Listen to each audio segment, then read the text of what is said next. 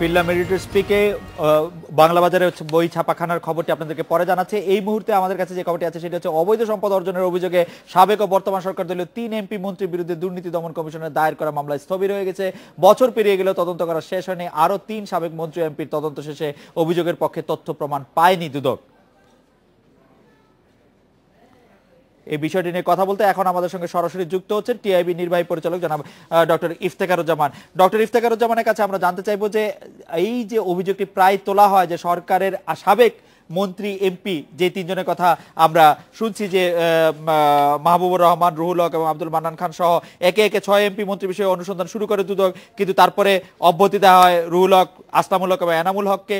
কিন্তু মন্ত্রী এমপিদের বিরুদ্ধে মামলাগুলি বা যে অনুসন্ধানগুলি তুলতে থাকে তা স্থবির হয়ে গেছে বলে যে অভিযোগটি আমরা চলছে, সেই বিষয়ে আপনার পর্যবেক্ষণ কি ডক্টর ইফতেখারুজ্জামান?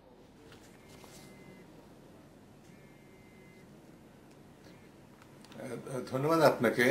দর্শকদের মনে থাকবে যে আসলে দুর্নীতি দমন কমিশন সাম্প্রতিককালে একটি কাজ করতে পেরেছে যে সরকার দলের এমপি বা প্রাক্তন এমপি বা মন্ত্রী, প্রাক্তন মন্ত্রীদেরকে এক ধরনের জিজ্ঞাসাবাদের ভিতরে আনা শুরু করেছে, যে এটি তার একটা মূল ক্ষেত্র ছিল। আপনি যেই বিষয়টি নিয়ে আলোচনা করছেন আজকে, যে সম্পদ বৈধ আয়ের সাথে সামঞ্জস্যপূর্ণ সম্পদের যে সংগ্রহ, সেটার বিষয়ে উল্লেখ করা উচিত যে এটা খুবই স্বাভাবিক যে বিষয়ের উপর ভিত্তি করে অভিযোগগুলো, সেটি কিন্তু যাদের বিরুদ্ধে অভিযোগ তাদের নিজস্ব হলফনামার উপর ভিত্তি করেই প্রণীত।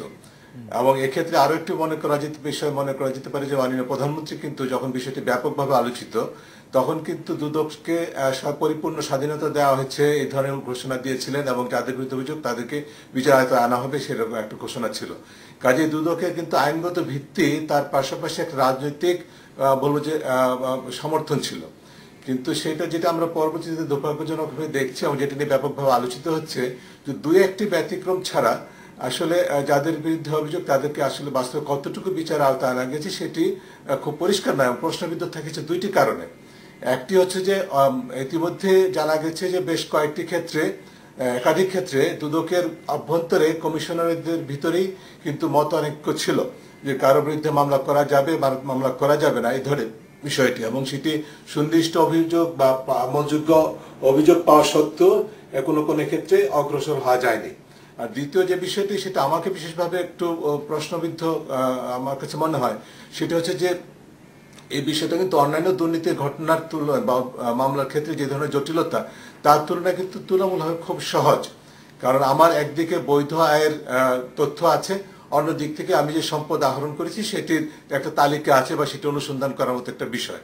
তো এই কাজটি দুদক কেন যথাযথভাবে বলবো নির্ভরযোগ্যভাবে অনুসন্ধান করে বিচারায়তা আনতে সম্ভব হচ্ছে না দুদকের পক্ষে, সেই প্রশ্নটা কিন্তু থেকেই যাচ্ছে। ডক্টর ইফতেখারুজ্জামান, আপনাকে অনেক ধন্যবাদ।